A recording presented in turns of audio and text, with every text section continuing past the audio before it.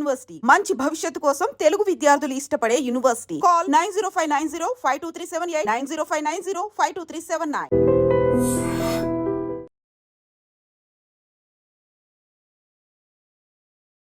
Big breaking and major update ఇది. పహల్గామ్ దాడి తర్వాత ఉద్రిక్తతలకు తెరలేపినటువంటి పాక్కి భారతదేశం తీవ్ర స్థాయిలో రిటాలియేట్ అవుతోంది, బుద్ధి చెప్తోంది.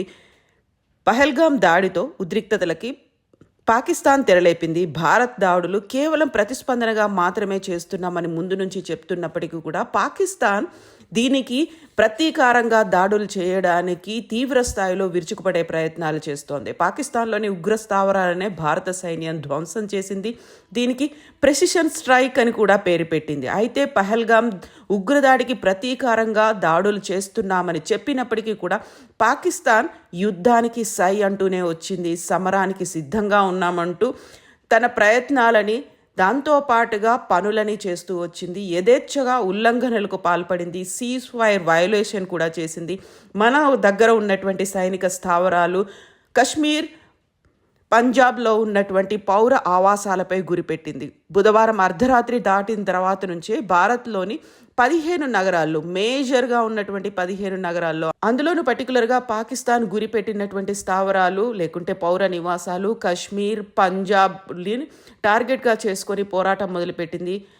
15 సైనిక స్థావరాలపై క్షిపణులు, డ్రోన్లతో దాడికి విఫలయత్నం చేసింది. ఆ దాడులని మన దగ్గర ఉన్నటువంటి S-400 ఎయిర్ డిఫెన్స్ సిస్టమ్, ఇది రష్యా నుంచి మనం దిగుమతి చేసుకున్నాము. దీన్ని సుదర్శన చక్రంగా అభివర్ణిస్తూ ఉంటారు. వాటిని తుత్తునియలు చేసింది, వాటిని తిప్పికొట్టింది. దీంతో లాహోర్ సహా పాకిస్తాన్కి చెందిన 9 ఎయిర్ డిఫెన్స్ వ్యవస్థలను భారత్ భీకరమైనటువంటి దాడులు చేసింది. బుధవారం అర్ధరాత్రి నుంచి భారత్పై పాక్ క్షిపణులు, డ్రోన్లతో 15 నగరాలపై గురి చేసింది. మెయిన్గా స్థానిక స్థావరాలను, ఎయిర్ బేస్లను టార్గెట్ చేసుకొని ధ్వంసం చేసే ప్రయత్నం చేసింది. దీన్ని తిప్పికొట్టింది భారత్ గగనతల రక్షణ వ్యవస్థ. S-400 ఇతర వ్యవస్థలతో పాక్ క్షిపణులను కూల్చివేసింది. కంప్లీట్గా పాక్ డిఫెన్స్ వ్యవస్థలను లక్ష్యంగా చేసుకుని డ్రోన్లు, క్షిపణులతో ప్రతీకార దాడికి దిగింది. భారత్ లాహోర్, కరాచీ, రావల్పిండి సహా 9 నగరాలపై గురిపెట్టింది. సియాల్కోట్, లాహోర్లో ఎయిర్ డిఫెన్స్ని ధ్వంసం చేసింది. కరాచీ, ఒమ్రారా పోర్ట్లపై భారత్ భీకర దాడి చేసింది. రంగంలోకి INS విక్రాంత్ కూడా వచ్చింది. ఒక రకంగా చెప్పాలంటే త్రివిధ దళాలు అటాక్ అనేది ముమ్మరం చేశాయి. ఎయిర్ ఫోర్స్తో పాటుగా ఆర్మీ, నేవీ మూడు కలిసి రంగంలోకి దిగడం, పాక్ మీద భీకరమైనటువంటి దాడి చేయడంతో 1971 పునరావృతమైనట్టుగా కనిపిస్తోంది. కంప్లీట్గా INS విక్రాంత్ గ్రూప్ నుంచి బ్రహ్మోస్ క్షిపణులు వర్షం కురిపిస్తున్నాయి. దీంతో ఇరు దేశాల మధ్య ఇక సమరమే అన్నటువంటి పరిస్థితి ఉంది.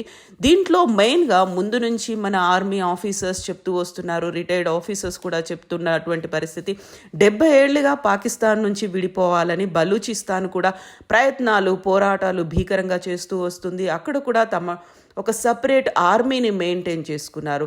ప్రేక్షకులకు గుర్తుండే ఉంటుంది, బలూచిస్తాన్కి సంబంధించి అక్కడ ఉన్నటువంటి లిబరేషన్ ఆర్మీ పాకిస్తాన్ నుంచి బయలుదేరినటువంటి ఒక ట్రైన్ని కూడా హైజాక్ చేశారు. తమ డిమాండ్లను నెరవేర్చుకుంటామని చెప్పారు.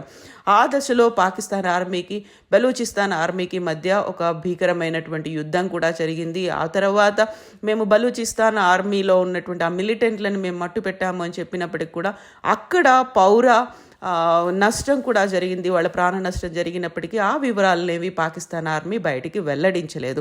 ఇప్పుడు పాక్ నుంచి క్వెట్టా నగరం చేజారినట్టుగా అనిపిస్తోంది.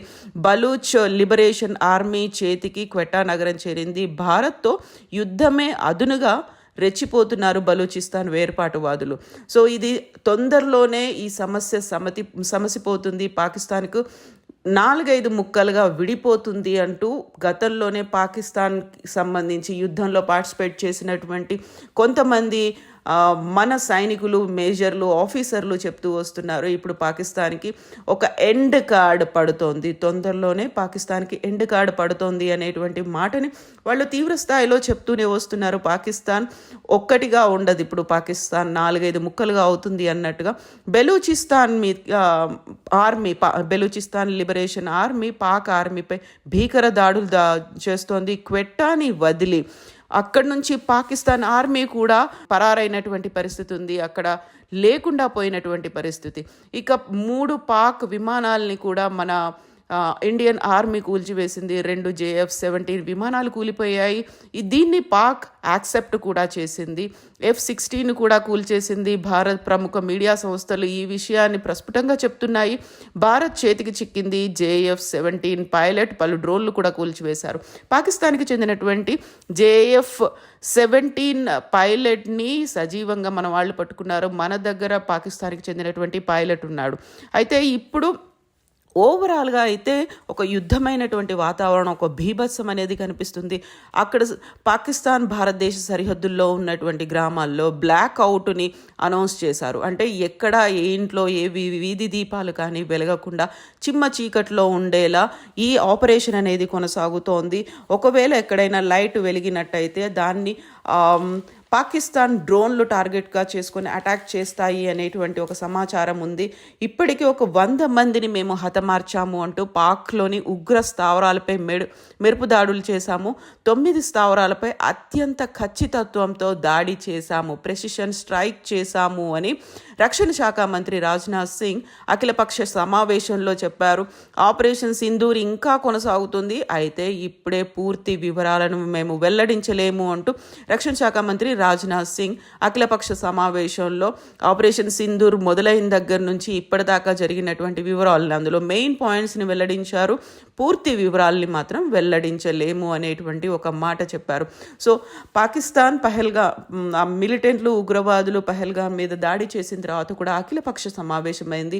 ఆ సమయంలోనే ప్రధానమంత్రి నరేంద్ర మోదీ ఆర్మీకి పూర్తి స్థాయి స్వేచ్ఛని ఇస్తున్నాము అనే మాట చెప్పారు. ఏ క్షణమైనా, ఎప్పుడైనా, ఏమైనా, ఎలాంటి నిర్ణయమైనా సైన్యం తీసుకోవచ్చు అనే ఒక మాటని వాళ్ళు క్యాబినెట్ డెసిషన్ అయితే తీసుకొని అప్పుడు ఇచ్చింది. ఇప్పుడు పాకిస్తాన్ సిద్ధంగా ఉంది, మనం కూడా అంతకు మించి సిద్ధంగా ఉండాలి, నిరంతరం అప్రమత్తంగా ఉండాలి అంటూ ప్రధానమంత్రి నరేంద్ర మోడీ కూడా చెప్పారు. ఇంకో అటు పాకిస్తాన్ వైపు చూసినట్టయితే డ్రోన్ దాడి జరిగింది, పిడుగుపాటు అని ఒక కవరింగ్ అయితే చేసుకున్నారు. రావల్పిండిలో భారీ నష్టం జరిగింది. మన దగ్గర ఇప్పుడు IPL జరుగుతున్నట్టే పాకిస్తాన్లో కూడా పాకిస్తాన్ సూపర్ లీగ్ అనేది జరుగుతోంది. దాన్ని కూడా పాకిస్తాన్ రద్దు చేసుకున్నటువంటి పరిస్థితులు ఉన్నాయి. ఇక భారత్తో పాటుగా ఇక్కడ పాకిస్తాన్లో ఉన్నటువంటి యుద్ధ వాతావరణానికి సంబంధించి ప్రపంచ దేశాలన్నీ చాలా కీన్గా గమనిస్తూ ఉన్నాయి. అమెరికా అయితే 2 దేశాలు చర్చలు జరుపుకోవాలి అనేటువంటి ఒక మాటని పదే చెప్తూ వస్తున్నారు. చర్చల ద్వారానే ఈ సమస్యకు ఒక పరిష్కారం వస్తుంది అని చెప్తున్నారు. అయితే ఉద్రిక్తలు తగ్గించుకోవాలి, చర్చలు జరపాలి, సంప్రదింపులు చేస్తాము అంటూ ఈ మాటలు చెప్పినప్పటికీ చర్చలు విఫలమైన మరుక్షణం నుంచే పాకిస్తాన్ చావు దెబ్బ తగిలిందని చెప్పుకోవాలి. క్వెట్టాను బెలూచిస్తాన్ లిబరేషన్ ఆర్మీ స్వాధీనం చేసుకుంది. ఆ తర్వాత అక్కడ ఉన్నటువంటి కరాచీ పోర్టుపై భారత నౌకాదళం భీకర దాడి చేసింది. దీంతో పాటుగా అక్కడ ఉన్నటువంటి ఆస్తులు కూడా తీవ్ర స్థాయిలో నష్టపోయాయి. ఇక పాక్ ఎయిర్ డిఫెన్స్పై మన యుద్ధ విమానాలు గురిపెట్టాయి. సో మన యుద్ధ విమానాలకు ముప్పు తప్పించే లక్ష్యాన్ని కూడా ఏర్పాటు చేసుకున్నాయి. మన దగ్గర ఉన్నటువంటి ఎయిర్ బేస్లని టార్గెట్గా చేస్తూ పాక్ డ్రోన్లని అక్కడి నుంచి క్షిపణులని కురిపిస్తోంది. అయితే దీనిని S-400 దీన్ని మనం సుదర్శన్ చక్రంగా పిలుస్తున్నాము, అది తిప్పి కొడుతోంది. కంటిన్యూస్గా వస్తున్నటువంటి క్షిపణులని, డ్రోన్లని integrated counter UAS and air defence సిస్టమ్ని ఉపయోగించి పాక్ క్షిపణులని, డ్రోన్లని కూల్చివేస్తోంది. సో ఓవరాల్గా అయితే పాకిస్తాన్లో భారీ నష్టం జరిగింది అనేటువంటి వార్తలు అయితే వస్తున్నాయి. LOC సమీపంలో ఖంజో, సర్ఫరాజ్, లెఘోరీ గ్రామాలు, చెక్వాల్, దమన్ తదితర గ్రామాలలో ఉన్నటువంటి మసీదులు కూడా ధ్వంసమయ్యాయి. పౌరుల ఇల్లు దెబ్బతిన్నాయని పాక్ మీడియా అయితే చెప్తోంది. రావల్పిండి నష్టం ఎక్కువగా ఉంటుందని తెలిపింది. ఈ ప్రాంతాల్లోని దళాలు మన డ్రోన్లను కూల్చివేసినట్టుగా వివరించారు. దీంతో రావల్పిండి నుంచి పాక్ సూపర్ లీగ్ క్రికెటర్లను ఇతర ప్రాంతాలకు కూడా తరలించారు. అక్కడ లీగును కూడా రద్దు చేశామని. అయితే ఇక్కడ మెయిన్గా ఉన్నటువంటి కన్సర్న్ ఆపరేషన్ సింధూర్ తొలి దాడిలో ఫస్ట్ టైం జరిగినటువంటి దాడిలో మృతి చెందిన ఉగ్రవాదుల అంత్యక్రియలను పాక్ ఆర్మీ అధికారిక లాంఛనాలతో చేయడం అనేది. ఆ దృశ్యాలు సోషల్ మీడియాలో చక్కర్లు కొడుతున్నాయి. మా సైనికాది కుమారుడు కూడా భారత్ దాడిలో చనిపోయాడు, అందుకే పాకిస్తాన్ ఆర్మీ వచ్చింది అంత్యక్రియలకు అని ఉన్నతాధికారులు చెప్తున్నప్పటికీ భారత్ దాడిలో మరణించిన వారికి ఆత్మశాంతి కోరుకోవాలని కోరుతూ పాకిస్తాన్ సుప్రీంకోర్టు కూడా నివాళులు అర్పించింది. ఒక రకంగా ఇది ఇప్పుడు భారత త్రివిధ దళాలు చేస్తున్నటువంటి తిప్పికొట్టే ప్రయత్నాలని, లేకుంటే భారత త్రివిధ దళాలతో వచ్చినటువంటి నష్టాన్ని కవర్ చేసుకునే ప్రయత్నం చేస్తోంది. అక్కడ మేము తిప్పికొట్టాం, మా దగ్గర ఇండియాకి చెందినటువంటి విమానాలు, డ్రోన్లు, క్షిపణులు కూలిపోయాయని చెప్తున్నప్పటికీ కూడా ఇప్పటికీ పై చేయి భారతదేశాందే కనిపిస్తోంది. అయితే ఇంకా సినిమా అయిపోలేదు అని భారత army chief general Manoj Naravane social మీడియాలో ఆసక్తికరమైనటువంటి పోస్టులు చేస్తూనే వస్తూ ఉన్నారు. ఇదంతా 5 పదాల్లో అనే శీర్షికతో చేసిన ఒక చిత్రం కూడా వైరల్ అయింది. పహల్గామ్ ఇన్సిడెంట్ జరిగినప్పుడు అక్కడ మగవాళ్ళని చంపుతూ ఆడవాళ్ళకి చెప్పినటువంటి ఒక మాట, మోదీకి చెప్పుకో అనేటువంటి మాట. అప్పుడు అక్కడ ఆ మహిళలు ప్రాధేయపడ్డారు. దీనికి రిటాలియేట్ చేస్తూ గో టెల్ మోదీ అని వాళ్ళు ఉగ్రవాదులు మహిళలకు చెప్తున్నప్పుడు ఐ టోల్డ్ మోదీ అని ఆ మహిళలు మోదీకి చెప్తే జరిగినటువంటి నష్టంగా ఇది మోదీని, లేకుంటే భారతదేశాన్ని, భారత ఆర్మీని తక్కువగా చేసి చూపించినటువంటి అలాంటి సంఘటన. ఆ మాటకి రిటాలియేట్ చేస్తున్నారు. సో పిక్చర్ అభి బాకీ హై అనే మాట ఆర్మీ చీఫ్ జనరల్ చేసినటువంటి మనోజ్ నరవణే చేసినటువంటి మాట ఇప్పటికీ తీవ్రస్థాయిలో కొనసాగుతోంది. ఇంకా ఇది కొనసాగే అవకాశం ఉంది. ఓవరాల్గా అయితే ఎంతమంది అక్కడ చనిపోయారు, లేకపోతే అక్కడ ఉన్నటువంటి చీఫ్లు ఎవరున్నారు అనేది, ఆర్మీకి ప్రాతినిధ్యం వహిస్తున్నటువంటి చీఫ్ ఎంతమంది ఉన్నారు, ఎంతమంది చనిపోయారు, వీటికి సంబంధించి వివరాలను అయితే పాకిస్తాన్ వెల్లడించినప్పటికీ ఇది ఒక రకంగా పాక్కు చావు దెబ్బ లాంటిది. అక్కడ కోలుకోలేని నష్టం జరుగుతోంది.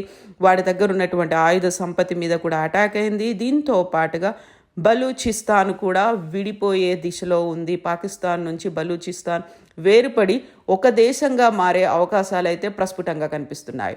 అయితే సిద్ధంగా ఉండాలి, అప్రమత్తంగా ఉండాలి, నిరంతరం అప్రమత్తంగా ఉండండి. ఎక్కడ ఎప్పుడు ఏం జరిగినా క్షణాల్లో అందరికీ వార్తలు తెలియాలి. ప్రజల భద్రతదే ముఖ్యం, జాగ్రత్త. ఎట్ ద సేమ్ టైం తప్పుడు సమాచారాన్ని అడ్డుకోండి అంటూ ప్రధానమంత్రి నరేంద్ర మోదీ కూడా ప్రజలకి సమాచారాలని అందిస్తున్నారు. అప్రమత్తంగా ఉండండి, వార్నింగ్ మెసేజ్లు కూడా వస్తున్నాయి, అలర్ట్ మెసేజ్లు వస్తున్నాయి. తప్పుడు సమాచారాన్ని అడ్డుకోండి. దీంతో పాటుగా సైనిక స్థావరాలకు భద్రతా చర్యలు తీసుకోమని కీలక శాఖల కార్యదర్శులకు మోదీ నిర్దేశం చేశారు. అఖిలపక్ష సమావేశంలో రాజ్నాథ్ సింగ్ అయితే 100 మందిని హతమార్చామని. సో అలర్ట్గా ఉండాల్సినటువంటి అవసరం ఉంది. ఎట్ ద సేమ్ టైం ప్రతిరోజు కూడా, అంటే ఇప్పటిదాకా జరుగుతున్నటువంటి వాటి మీద అయితే సో భారత ఆర్మీ పై చేయి సాధించింది. నిజంగా ప్రస్తుతం ఉన్నటువంటి సమాజం దేనికి ప్రయారిటీ ఇస్తుంది? ఆర్థిక సంబంధాల చుట్టూ మాత్రమే తిరుగుతుంది. మళ్ళీ ఎన్నికలంగానే చాలా విరక్తి కలుగుతాం. మంచి అనిపిస్తుంది కదా, లేడీస్ కూడా ఛాలెంజింగ్ జాబ్స్ చేసినప్పుడు చాలా బాగుంటది. ట్రాఫిక్ అసిస్టెంట్స్ గా నియమించిన ట్రాన్స్జెండర్స్ అందరితో సాల్యూట్ చేయించుకుంటున్నారు. ఫుడ్ డెలివరీ ఇవ్వటానికి వెళ్ళినటువంటి డెలివరీ బాయ్ అనిల్ పై కళ్ళ ముందు